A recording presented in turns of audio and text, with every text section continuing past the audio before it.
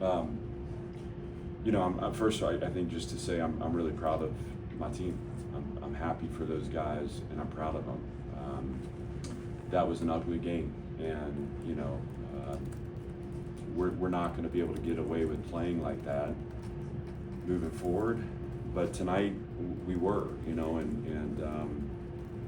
I think it was a team effort. Obviously, when we played Vanderbilt football, we were able to lock the three phases in position. We were able to, manufacture a drive there to start the second half.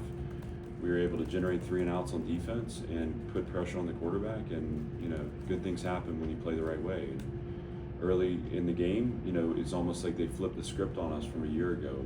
They were overwhelmingly controlling the game with possession time, 2 turnovers. It felt elusive to us. It felt like we couldn't quite grip it. And the way the guys responded coming out of half, again, I'm really proud of them. And I think we can build on this, obviously. Our challenge really, what excites me is that we have so much better football ahead of us. And if we can clean up the things that we have control over, then we're going to have a chance to, continue to celebrate if we can. Obviously, we're going to leave it as a chance, but I'm proud of the guys. We did what it took to win. I thought in the second half we played at a really high level, even though it wasn't perfect, and feels good to celebrate this one, knowing that we're going to have a really tough one again next weekend, and we'll need to turn the page tomorrow and get to work on South Carolina. But tonight we get to celebrate. What was the key to the success of your run game, especially during the second half? The offensive line. I think those guys got the game ball for us tonight. They were physical. They were able to separate the line of scrimmage. And, this is a really good defensive front and really a good defense. And I felt early on they were able to get past us and get the ball in the backfield and get us off schedule. But we stuck with it. For us, it was throw to score, run to win tonight. We knew that to close the game out, we were going to need to find that running game. And credit to Coach Klanakis, Jeff Nady, the offensive line. They set the tone for us, and we're going to need them to do that moving forward. But that was the difference. And obviously, our runners knew what to do with the ball and where to find the hole. And both MK and Seti had big runs. James L had a big screen conversion there at the end. Obviously, Diego had some tough yards too, as he always does, and so it was a group effort, but credit to the O-line. Were there any, schematically speaking, were there any adjustments with the offensive line, or is it just more so sticking to the plan? Sticking to the plan. Sometimes, the run game's like body punches, and it doesn't always sell tickets, and you can't always see the impact, but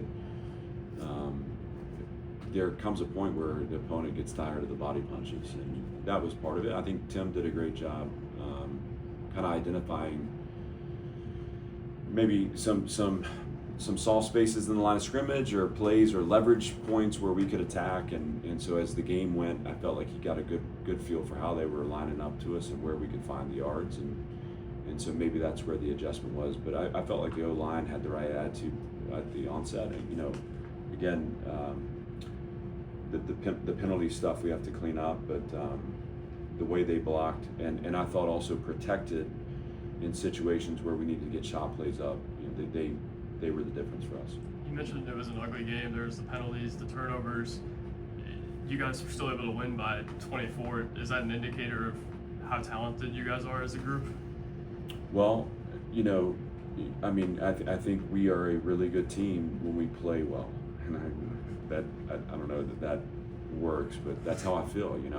We have to play the game the right way, and so we were good enough tonight to hang in there. And part of that is talent, and I think that's what you're talking about. But I think it's also resilience, and I've got a ton of respect for my team.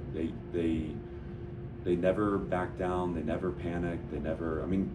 Tough environment that we start out kind of flat, and we really were feeding the environment, and they just didn't flinch. So the credit goes to them. Credit goes to the coaching staff. We're good enough to win games. We're going to need to play better to do that in our league.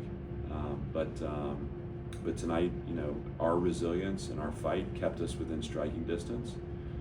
You want to talk about margins. I mean, to come out and to have the ability to, in back-to-back possessions, take a lead in the game, when we went to halftime feeling like we were a million miles away from it. But things like that first drive, a defense that builds to a stop and a field goal attempt there, I mean, that's a big deal, So, again, I think there's a lot that we can take from that, and I think it speaks a lot about the character of our team, and now our job is to clean up the playing of the football, and we can do that. You mentioned the penalties, and this is kind of the second straight week that it's been a problem, especially with all the procedural, the ineligible man downfield and things like that. What do you think is the root cause of that, and how can you clean that up going forward? Well, we have to address the ineligible downfield. Those are RPO throws that we're just breaking, we're puncturing that 3-yard cushion, and that to me is, we can coach through that, and we can better understand that as a staff to correct it. I want to take responsibility for that. One of those was a receiver lined up covering up the tight end. That's a focus error. Those are the ones that we need to eliminate in focus and execution as players.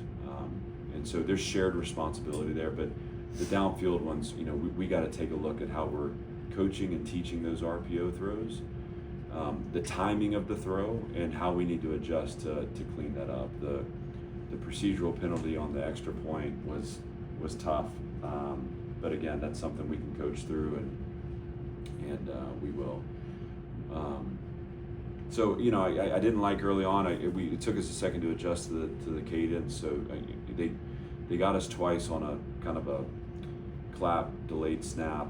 That once we got back on sides, once we jumped and gave them a free play, and then we had the procedural penalty on the 5 where they had the ball going in, where we felt like the center flinched before snapping it, so we took off on the flinch, but obviously it wasn't called that way, and so we have to be more disciplined. But not to rehash penalty by penalty, those are things though that we'll look at, and some of those we can coach better, some of those are focus and execution errors, and it's a team effort to get it redirected. You mentioned the resiliency. Diego had the pick on the first drive and was much more effective down the stretch, made better decisions. Is he an example of the resilience you saw? Oh, sure, yeah. I mean, listen, that kid is as competitive and tough and resilient a person that I've ever known. I mean, I told him at the end of the game as we had sealed it, that when the ball's in his hands, I know that we're going to win, and I felt like he made great decisions. The early interception was a situation where I felt like he forced the throw. He wanted the big play, and we felt like we had one designed, and Virginia Tech did a great job in covering it. It's a good Virginia Tech team, by the way, too, and I got a ton of respect for Brent Pry and that coaching staff and that team, and again, what they did early on, they put us on our heels, and I just credit our players for digging in the second half and fighting back, and we were able to punch through there in the fourth quarter and separate. But this is a team that I think is Virginia Tech is going to have a chance to win a bunch of games, and got a ton of respect for them. You sort of just alluded to it. It's sort of a tale of two halves. Can you take us through what went on in the locker room? What was said, or any players sort of get up and say anything? I wish that there was something dramatic to tell you about. I mean, there was buzz in the locker room. There was confidence. There was eye contact, and these guys were ready for adjustments and ready to go attack. And I mean, again, they never flinched. The coaches did a nice job with adjustments and kind of resetting and recalibrating. Again, where were the yards on offense? Where were the stops on defense? What were the things that we were conceding that we needed to tighten up? I think they did that. And then my message to the team was very simple. I was not emotional. It was, I still believe we're the better team. We have to clean up the way we play, and that was it. Again, they were able to actualize that in the way we attacked the second half. And again, that first possession coming out, the score was big. The first stop was big, and once we got going, you could feel the momentum shift on the field. And I was proud of the way they handled the adversity of the first half and the way they came out in the second half. And we can learn from that. We can build on it. You're never out of the game. How good was it to have, some of those circus catches that Trey Richardson made, and what kind of impact has he had so far? Well, I mean, he made a difference tonight, and he made a difference last week too. And we've seen it in practice, but he's a weapon. He's fast. He has really good ball skills. The contested catch again for the touchdown was an awesome play, and again, it was a great throw also. Diego is confident in Trey and puts the ball on him. So he's been a great addition to a room that I feel like is very strong. You talk about weapons. I mean, Junior Sherrill, who wasn't really able to practice this week, who got back on Thursday. I was proud of the way he showed up tonight. Obviously, Eli Stowers made a couple of nice big catches. Richie Hoskins continues to be kind of steady and consistent. Martell's shown. So you have Trent Hudson, hasn't yet had the chance to impact the game yet, but he's a really good receiver. So there are weapons now offensively that are going to allow us to have the explosive plays. Bryson Coleman, who catches his first touchdown tonight. I mean, that was a huge play in the first half for us. Cole Spence is a great target. I mean, I could go on and on. That will allow us to counterpunch. That'll allow us to gain in chunks. That'll allow us to score more points. And tonight we needed that because we had the deficit we had to overcome, and it wasn't going to happen just by grinding out yards on the ground. We needed a run to win, but we had to throw to score, and we were able to accomplish that. Thanks, everybody. Thank you, guys.